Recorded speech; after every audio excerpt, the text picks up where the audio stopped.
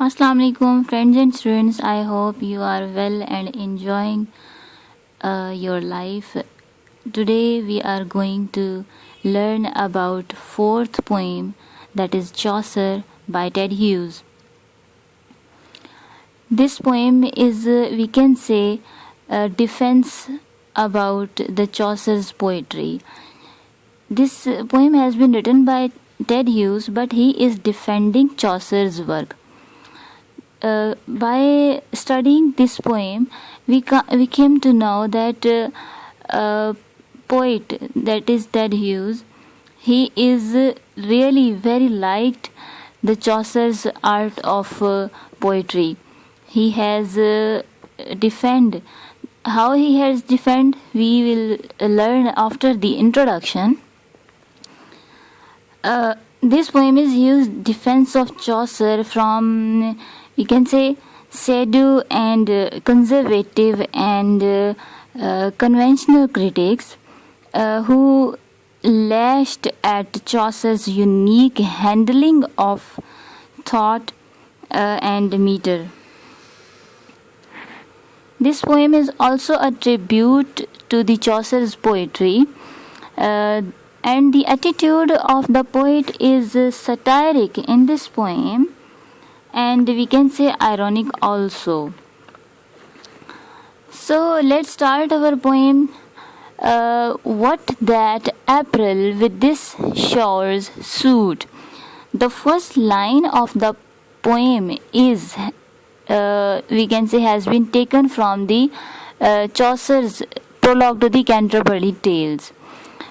ये प्रोलॉग है. प्रोलॉग कहते हैं कि किसी भी बुक का या किसी भी पोइट्री का आप कहते हैं स्टार्ट जो होता है उसको कहते हैं. अब prologue to the Canterbury Tales. Canterbury Tales जो है एक कह लें कि एक सफ़र था, एक ट्रैवल था, जो कि एक पिलग्रिमेज था. हज की तरफ जा रहे थे उस टाइम पीरियड में, और उस टाइम में एक इन्होंने इरादा कि कुछ लोगों को इकट्ठा किया. There were 30 people I think so, 29 may be. और क्या हुआ कि चौसर ने कहा कि सब लोग जाते हुए भी और वापस आते हुए भी स्टोरीज सुनाएंगे, अपनी लाइफ का एक जो ख़ास इवेंट है जो आपको याद हो तो वो बताएंगे, वो सबके साथ शेयर करेंगे.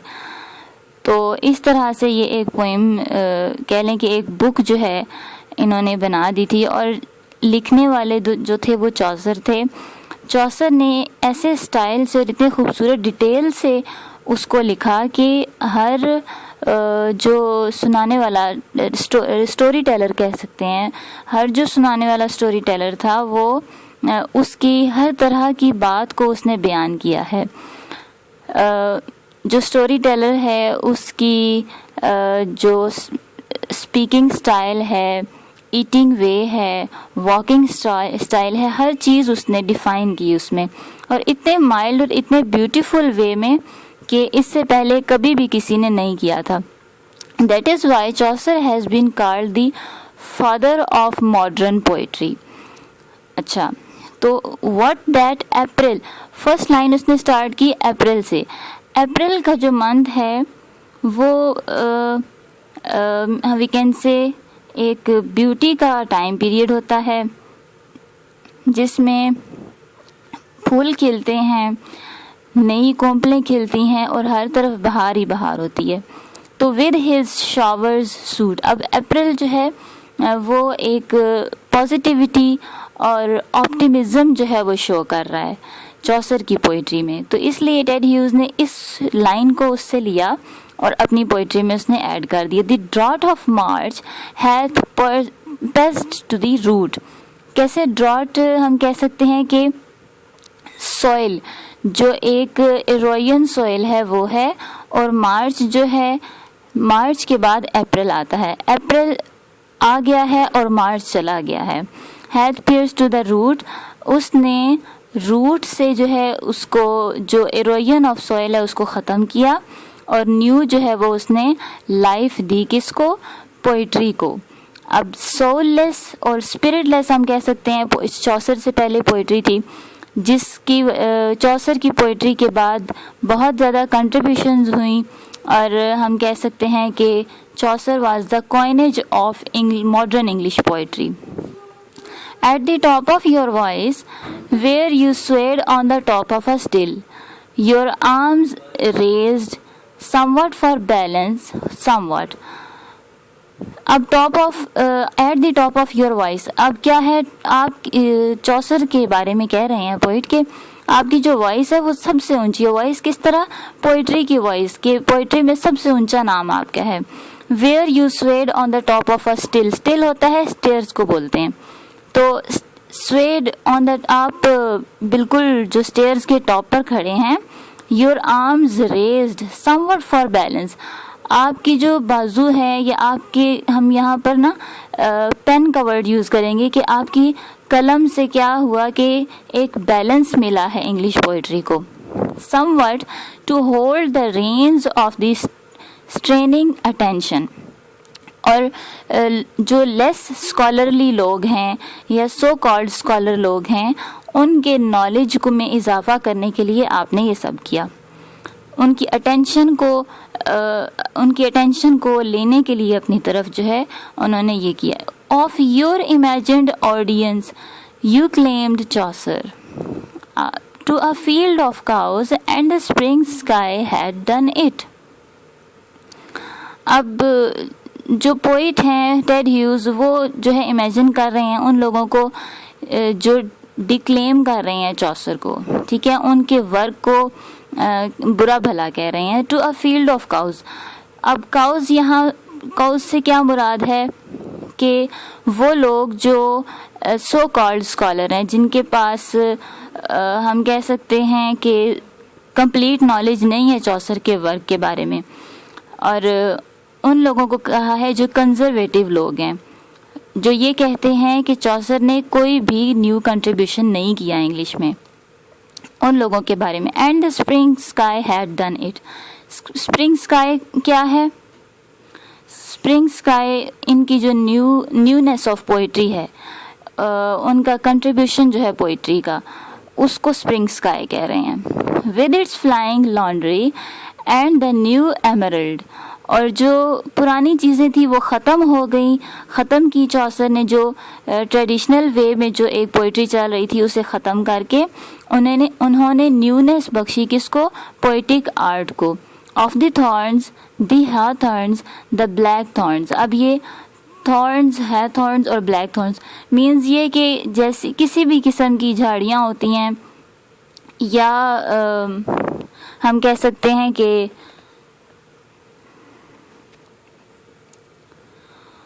और चौसर ने झाड़ियों को कट ऑफ किया और न्यू जो ब्लैक थॉर्न्स हैं, हॉथॉर्न्स हैं, थॉर्न्स हैं, उनको ख़त्म किया, कांटे झाड़ियाँ जो थी उनको ख़त्म किया और न्यूनेस पोइट्री में ले आए.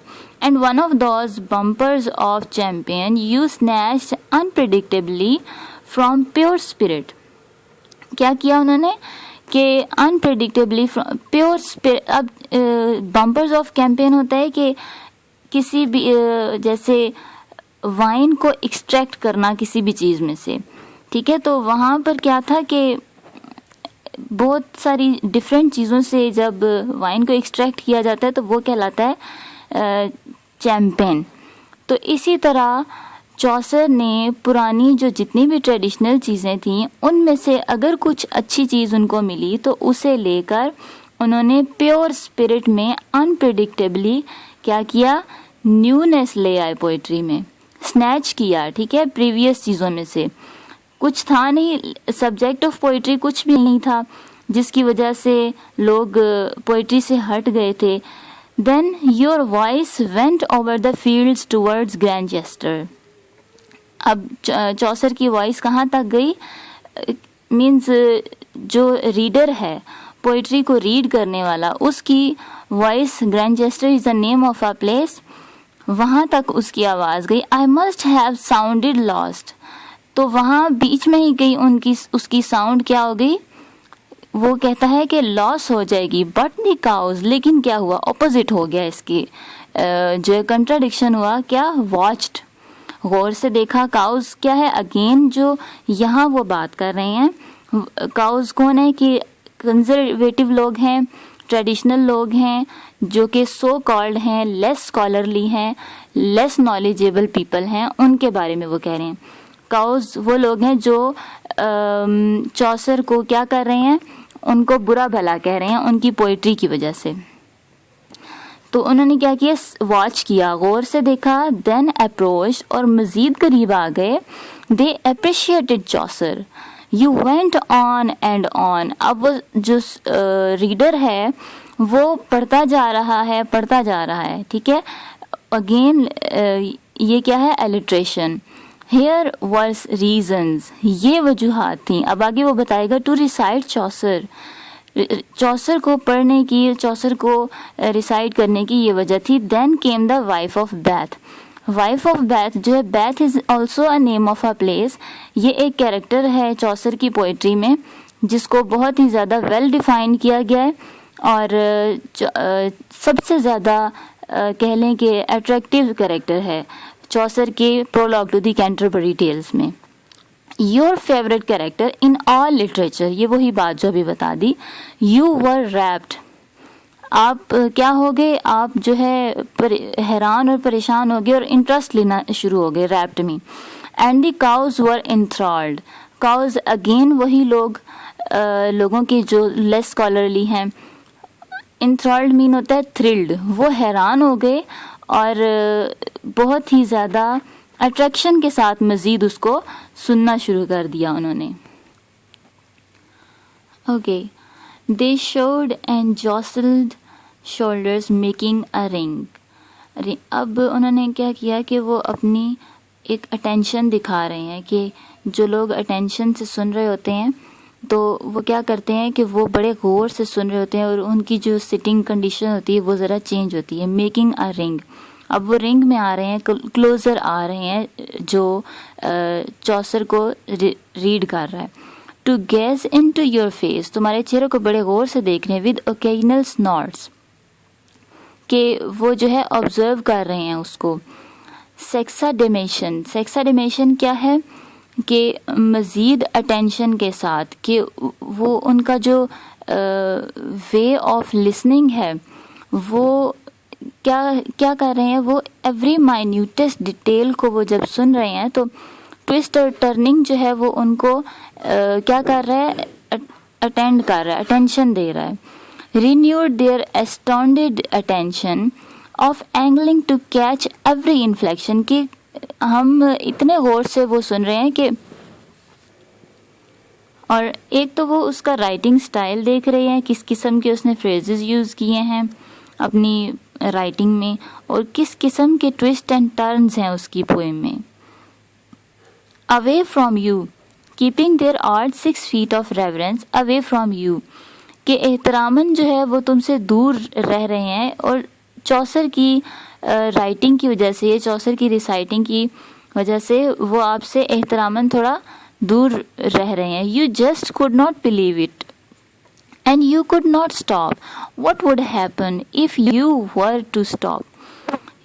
Would they attack you? Scared by the shock of silence और वांटिंग मोर। अब इन लाइंस में ही वांट टू से कि क्या होगा आगे, कि तुम्हें बिलीव है इस बात का कि तुम अगर रुकोगे तो तुम्हारे साथ वो क्या करेंगे। Means to say they want to listen more and more about Chaucer, what he has written in his poems. Scared by the shock of silence और वांटिंग मोर, या वो खामोश हो जाएंगे तुम्हारी खामोशी से या वो चाहेंगे कि मज़ीद सुनाए। So you had to go on, you went on and 20 cows stayed with you hypnotized. They become spellbound with the reciting Chaucer. And how did you stop? I can't remember. You stopping. I imagine they reeled away. वो huge कहता है कि मैं इस चीज़ को imagine कर रहा हूँ कि वो जो है स्पेल बाउंड हो चुके हैं और मैं इस चीज़ को जहन में नहीं रखूँगा। Cooling eyes as if driven from their fodder, और उनकी आइज़ ऐसे स्टंड हो चुकी हैं सुनते सुनते कि फॉडर होता है जो चारा होता है हम कह लें या खाना, उनके, और ऐसा फील होता है कि जैसे किसी बच्चे से उसके आगे से खाना उठा लिया जाए और फिर वो कैसा बिहेव करें, कि अगर आप स्टॉप हो जाएंगे रिसाइटिंग करना चौसर को रीड करना बंद करेंगे तो ऐसा बिहेव करेंगे जैसे उनके आगे से खाना उठा लिया गया. Imagine I shoed them away but our सस्टेनिटो.